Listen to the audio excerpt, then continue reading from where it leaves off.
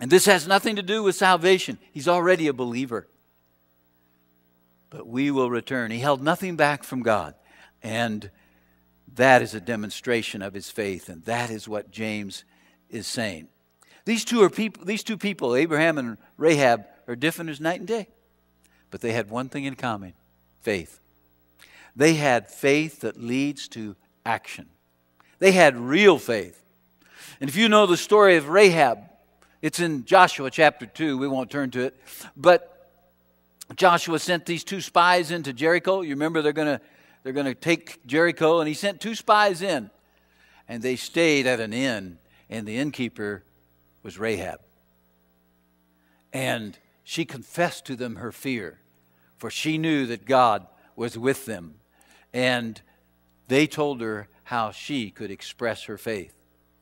They said, if you hang this scarlet thread out the window down the wall, everyone who's in your house will be spared when we conquer Jericho.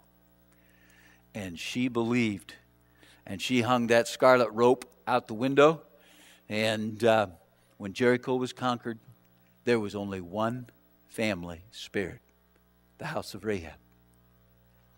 But she had faith. And she risked her life to hide those two spies and to send those two spies out from Jericho. And so our faith is not determined by what we do. It is demonstrated by what we do. And by the way, Rahab ends up in the family line of Jesus. Isn't that amazing?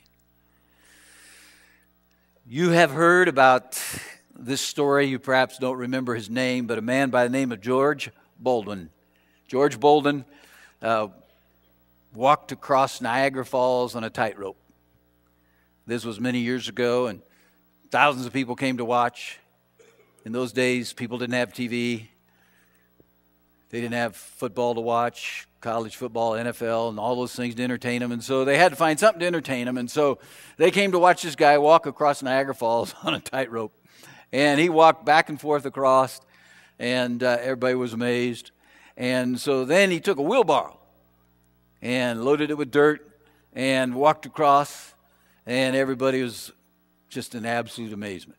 This guy pushed a wheelbarrow. And so he dumps the dirt out, and he says to a guy, "You believe I can do that? You can believe I can push this wheelbarrow?" "Yeah, I believe it." He says, "Good, get in.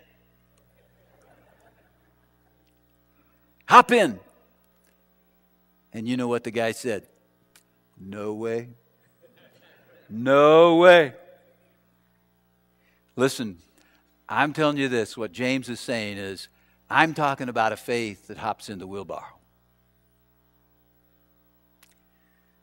I'm talking about a faith, James says, that gets in the wheelbarrow and says, "Jesus, I trust you to get me from here into heaven."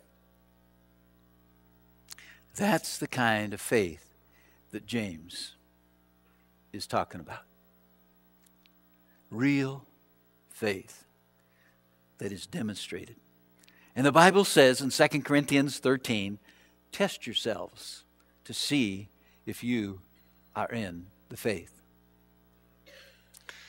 Listen, I do not want you to have come here Sunday after Sunday, week after week, month, years, whatever, and heard the preaching of this book and still only had faith and miss heaven by 18 inches.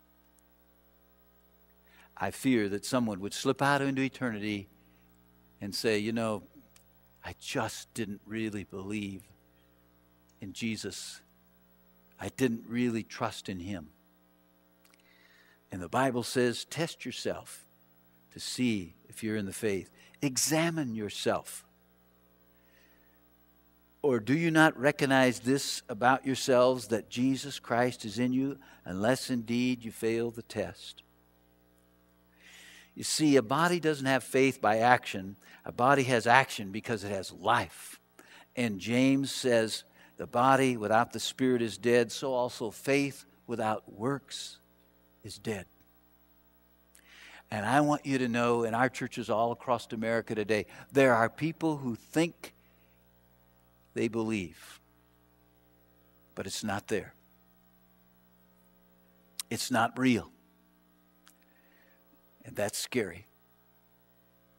If your faith doesn't change you, change your faith. Get the right thing. Get the real thing. That's what James is talking about. Get the genuine thing. Am I really a Christian? Ask yourself that. Am I really a Christian?